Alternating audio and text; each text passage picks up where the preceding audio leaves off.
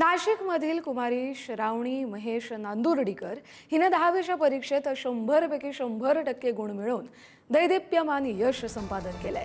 अत्यंत बिकट परिस्थितीत कोणतीही खासगी शिकवणी न लावता केवळ स्वतःच्या जिद्दीवर तिने हे शिखर गाठलंय।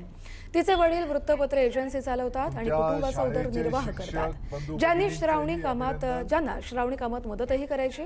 तिच्या कौतुकास्पद यशाची दखल घेत राज्याचे शालेय शिक्षण मंत्री दादा भुसे यांनी स्वतः फोन करून तिचं आणि तिच्या कुटुंबाचं अभिनंदन केलंय। श्रावणीचं हे यश प्रतिकूल परिस्थितीवर मात करून मोठी स्वप्न पाहणाऱ्या सगळ्या विद्यार्थ्यांसाठी प्रेरणादायी उदाहरण ठरलंय। दादाजी भुसे बोलतो। हो सर बोला।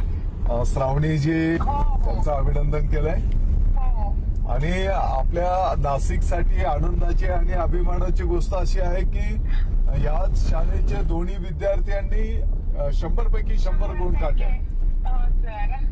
अपूर्व खुटाळे म्हणून आहेत आणि श्रावणी नांदुर्डीकर। तुम्ही आपल्या नाशिकचं महाराष्ट्राचं नाव मोठं केलंय। अरे हे आनंदाचे अश्रू आहेत। हो सर। हो तिथे वडील वृत्तपत्र विक्रेत आहेत। अरे वा। हो चला, अतिशय कष्टातून प्रतिकूल परिस्थितीमध्ये तिने चांगला अभ्यास केला। हो सर, आणि एकही क्लास नव्हता सर तिला। अरे वा।